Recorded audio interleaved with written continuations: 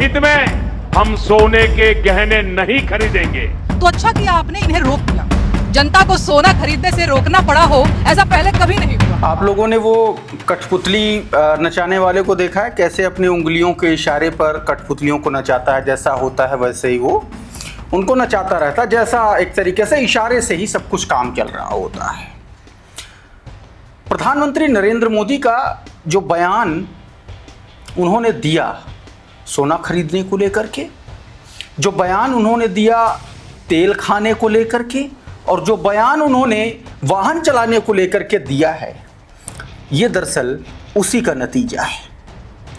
पश्चिम बंगाल में भारतीय जनता पार्टी की बेईमानी, पश्चिम बंगाल में चुनाव आयोग भारतीय जनता पार्टी के गठजोड़ से धांधली को डाइवर्ट करने के लिए बताया जा रहा है कि नरेंद्र मोदी ने अब पब्लिक को इस तरफ धकेल दिया है।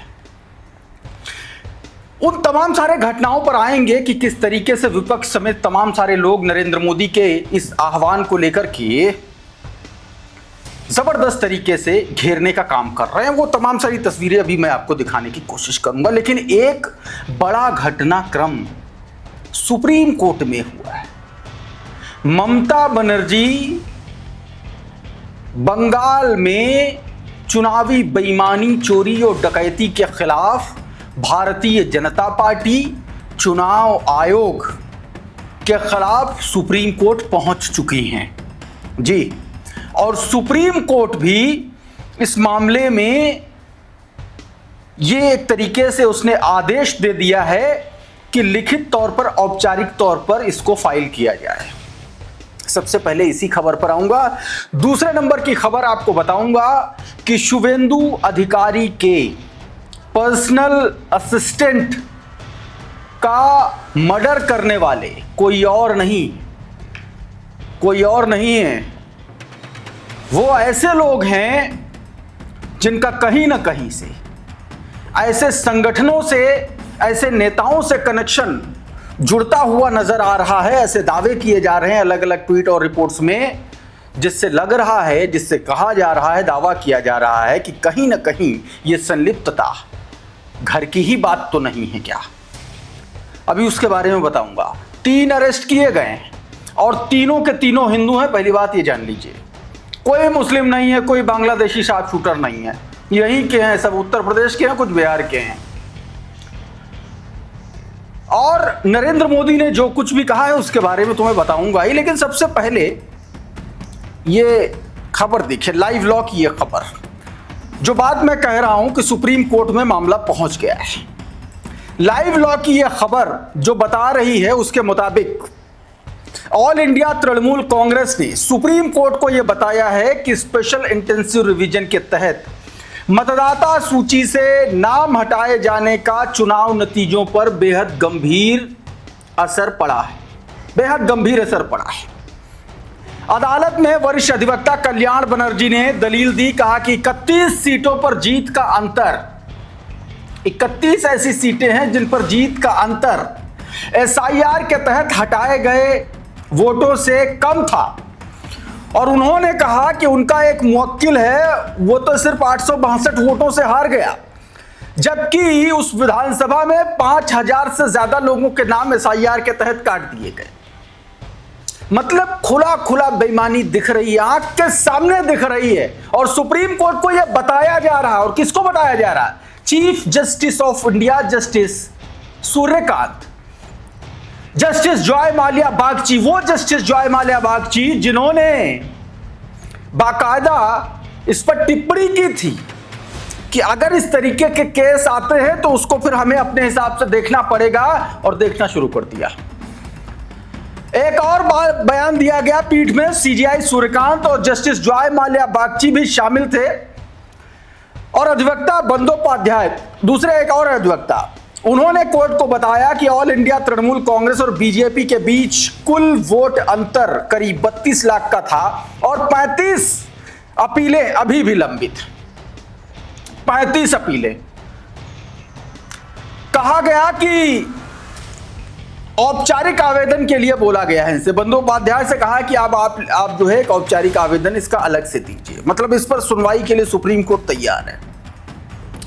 एक और बात कही गई, इलेक्शन कमीशन ऑफ इंडिया ने इस पूरे मामले में कहा कि इन सब के जो उपाय हैं इलेक्शन पिटीशन में दाखिल करना है, यह कहा है।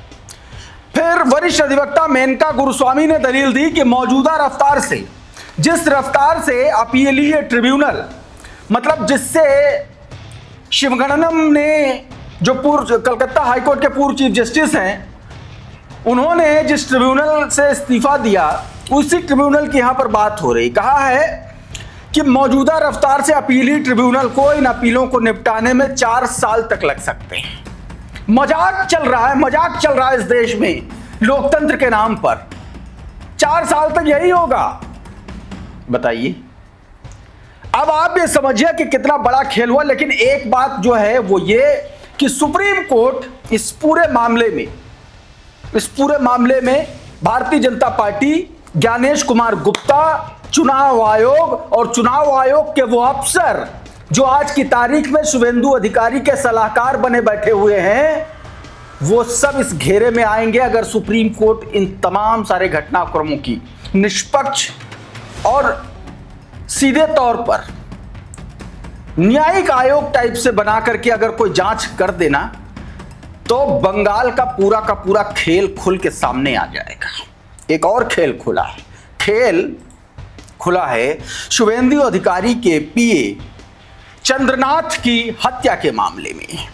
आपको पता है मतदान के नतीजे आए और नतीजे के अगले ही दिन चंद्रनाथ की हत्या कर दी गई।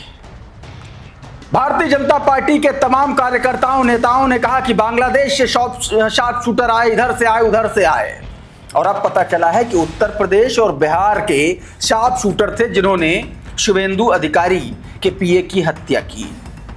मामला एक और है क्योंकि शुभेंदु अधिकारी के बीते कई सालों में जो करीबी रहे हैं वो एक के बाद एक निपटते रहे हैं। ये पता नहीं क्या है, संयोग है, प्रयोग है, ये भगवान जाने, लेकिन इस तरीके की घटनाएं तमाम सारे बड़े मीडिया रिपोर्ट्स में छपी हुई है। तो जो लोग गिरफ्तार हुए हैं नाम सुन लीजिएगा। बलिया से राज सिंह, क्या नाम है, राज सिंह। बक्सर से मयंक मिश्रा और विवेक मौर्य, ये 3 अरेस्ट हुए हैं और राज सिंह इस पूरे गेम का मास्टरमाइंड बताया जा रहा है। ममता त्रिपाठी ने ट्वीट किया और तमाम सारे लोग इसकी जानकारी दे रहे हैं। अब यूपी तक की इस खबर को भी देख लीजिए। सीएम शुभेंदु के पीए चंद्रनाथ को मारने वाला राज सिंह क्षत्रिय महासभा का महासचिव है। बलिया से उसकी एक एक डिटेल सामने आ गई है और तमाम सारे तो लोग ये भी कह रहे हैं कि राज सिंह पार्षदी का चुनाव भी लड़ चुका है। आशुतोष शुक्ला का ये ट्वीट देखिए। ये राज सिंह है, इसे शुभेंदु अधिकारी के पीए की हत्या में पुलिस ने गिरफ्तार किया है। इसे पुलिस की हत्या में संदिग्ध शूटर पुलिस मान के चल रही है। पुलिस हत्या में इसको अयोध्या से बताया जा रहा है गिरफ्तार किया गया है। बलिया से, अयोध्या से गिरफ्तार कर लिया गया। कुल मिला के ये राज सिंह है। और बगल में इस फोटो में ये जो दावा इस फोटो में किया गया है, ये फोटो शेयर की जा रही है। इस फोटो की सच्चाई क्या है मैं इसका दावा नहीं करता। इसमें भारतीय जनता पार्टी के नेता हैं, ये मंत्री हैं अभी वर्तमान में प्रदेश सरकार में, ये जो है मौजूद हैं इस फोटो में राज सिंह के साथ। अब इसमें लिखा गया है कि राज सिंह सभासद और ब्लॉक प्रमुख का चुनाव भी लड़ चुका है। इसका बीजेपी के बड़े नेताओं से मिलना जुलना है। इसने खुद अपने फेसबुक पर यूपी सरकार के मंत्री दयाशंकर सिंह के साथ तस्वीरें साझा की हैं और यह खुद को अखिल भारतीय क्षत्रिय महासभा का प्रदेश महासचिव बताया करता था। बताइए, उधर लगातार पश्चिम बंगाल में हिंसा की घटनाएं लगातार हो रही हैं, कमी नहीं आई है। असम को लेकर के एक बड़ा खुलासा हुआ। असम में भी यही गेम किया गया और यह गेम असम में 3 तरीके से किया गया।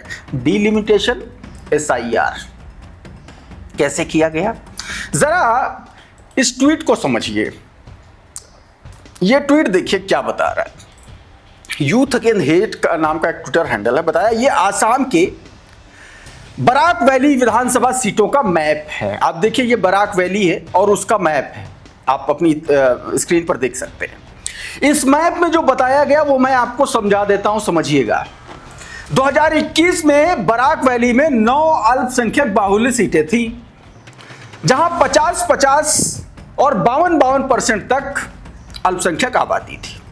फिर चुनाव आयोग और भारतीय जनता पार्टी की कृपा से यहां हुआ डीलिमिटेशन, और डीलिमिटेशन हुआ तो इन 9 सीटों को देखिएगा, इस मैप में देखिए, जो 9 सीटें थीं, उन 9 सीटों को, ये सीटें देखिए, इन 9 सीटों को जो है 4 सीटों में तब्दील कर दिया गया। अब इन 4 सीटों में मुसलमानों की आबादी हो गई 85-85%, किसी में 90-90%। मतलब जो 9 सीटें थी जिनमें 52% 50% मुस्लिम आबादी थी, उनको 4 में रखा गया और उनमें मुस्लिम आबादी बढ़ गई। बाकी में जो सीटें बची उसमें 12 से 15% हो गई। ठीक इस तरीके से कांग्रेस 9 में से 5 सीटें उधर हो गई, भाजपा जीत गई, और वही 4 सीटें जिसमें अब 85-90% मुस्लिम आबादी बची, उसमें कांग्रेस जीत गई। गोदी मीडिया के तमाम चिंटू पत्रकार यही कह रहे थे, देखो देखो कांग्रेस यहां से जीत गई, ऐसे जीत गई, ऐसे जीत गई। सबसे बड़ा सवाल है, तथ्यों पर कोई बात नहीं करता, और जाहिल एंकर से आपको इसकी उम्मीद नहीं की जानी चाहिए। चमन चोपड़ा को मैं देख रहा था, बता रहा था कि ये देखिए भाई साहब, मुस्लिम लीग बताने की कोशिश कर रहा था। सबसे बड़ी बात यह है कि इस पूरे गेम में किस तरीके से भाजपा ने कांड कराया चुनाव आयोग से, इस तरीके के आरोप लग रहे हैं। और अब जो है इसी को लेकर के डॉक्टर मुकेश कुमार ने और गंभीर आरोप लगाया। आपकी स्क्रीन पर ट्वीट बताया गया कि असम में बीजेपी की जीत कई हथकंडों की वजह से हुई। इसमें से एक डिलिमिटेशन है, यानी कि परिसीमन। राज्य में 35 सीटें ऐसी थी जिनमें मुस्लिम आबादी बहुसंख्यक थी। चुनाव आयोग ने बीजेपी सरकार से मिलकर ऐसे परिसीमन किया कि यह घटकर 22 रह गई। 35 सीटें थी, परिसीमन इस तरीके से किया कि 22 सीटें वो रह गई। कहा कि सरकार से यानी 13 सीटें यहां से चोरी की गई। ठीक, फिर बताया कि इसके अलावा 20 से 25 सीटें ऐसी और हैं जो एसआईआर और दूसरे फर्जीवाड़ों से जीती गई। दूसरा फर्जीवाड़ा कैसे? आपको याद है योगेंद्र यादव ने नवंबर के महीने में, जिस वक्त ये पूरा गेम चल रहा था, एसआईआर होगा, ये होगा, वो होगा, उस वक्त योगेंद्र यादव ने एक वीडियो जारी किया था। मैं चाहता हूं कि वो वीडियो आप एक बार देखिए ताकि आपकी आंखें खुलें कि भाजपा ने कैसे कैसे गेम किया है चुनाव आयोग ने।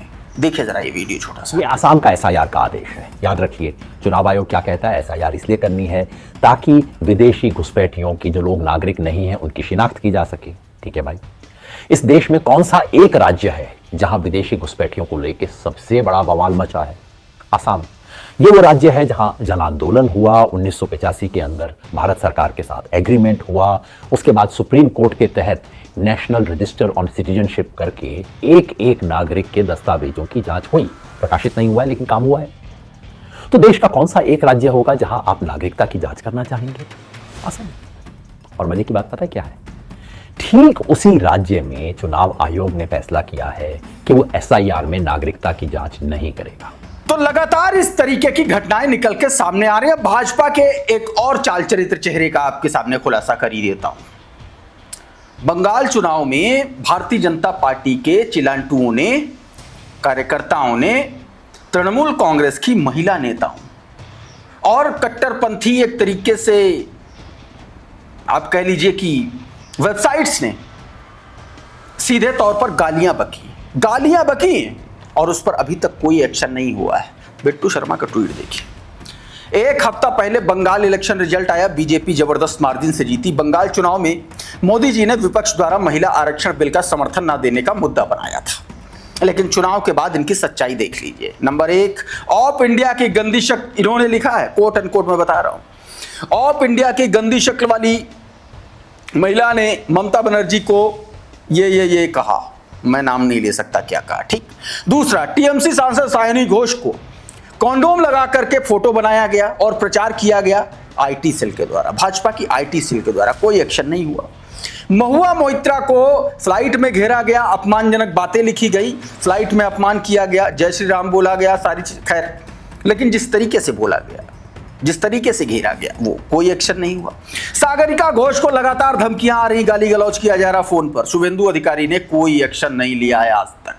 ये है भारतीय जनता पार्टी का असली चेहरा। और महामानव कह रहे हैं, जब चुनाव जीत चुके हैं तो महामानव कह रहे हैं भाई साहब सोना ना खरीदो। ये वही महामानव है जो बिहार चुनाव में कह रहे थे कि विपक्ष महिलाओं से कह रहे थे विपक्ष तुम्हारा मंगलसूत्र भी ले लेगा। अब वही मंगलसूत्र छीनने की कोशिश अगला आदमी कर रहा है। शादी ब्याह में मंगलसूत्र नहीं खरीदे जाने की अपील प्रधानमंत्री नरेंद्र मोदी उर्फ महामानव कर रहे हैं। जरा सुनिए ये। देश हित में हमको ये तय करना पड़ेगा कि साल भर तक घर में कोई भी फंक्शन हो, कोई भी कार्यक्रम हो, हम सोने के गहने नहीं खरीदेंगे, सोना नहीं खरीदेंगे। प्रियंका भारती लिख रहे हैं, महामानव लोकसभा चुनाव में कह रहे थे ये विपक्ष वाले आपका मंगलसूत्र ले जाएंगे, अब मंगलसूत्र बिना बेटी ब्याहने को कह रहे हैं। कोई महामानव को बताए कि एनडीए वालों को छोड़कर देश में कोई सोना खरीदने लायक बचा भी नहीं है। और वाकई में नहीं बचा है, सोना 1.5 लाख के पार चला गया। खरीदेगा कौन? और रही बात तेल खाने की, तो तेल तो तुमने वैसे ही आदमी से इतना निकाल लिया है कि नफा नुकसान कोई फर्क ही नहीं पड़ रहा। कह रहे हैं कि तेल मत खाओ, उस पर आएंगे। लेकिन नेहा सिंह राठौर ने मंगलसूत्र को लेकर के कोई टिप्पणी की है, जरा सुनिए पहले इसको छोटा सा हिस्सा। अच्छा हुआ मोदी जी ने देशवासियों को सोना और विदेशी वस्तुएं खरीदने के साथ साथ गैर जरूरी विदेश यात्राओं से रोक दिया, वरना देशवासी 5 किलो मुफ्त राशन वाला झोला लेकर सोना खरीदने निकल पड़ते, फिर विदेशी गाड़ियों, घड़ियों और चश्मों की दुकानों पर धावा बोलकर सब ऊंचे दामों पर खरीद लेते, और उसके बाद गर्मी से बचने के लिए ये लोग सब परिवार स्विट्जरलैंड चले जाते और नवंबर में वापस आते। तो अच्छा किया आपने इन्हें रोक दिया। तो साथियों, अभी के इस वीडियो में बहरहाल इतना ही। बहुत बहुत शुक्रिया, बहुत बहुत धन्यवाद। आप जुड़े रहिए आपके अपने चैनल खुदरंग के साथ। नमस्कार।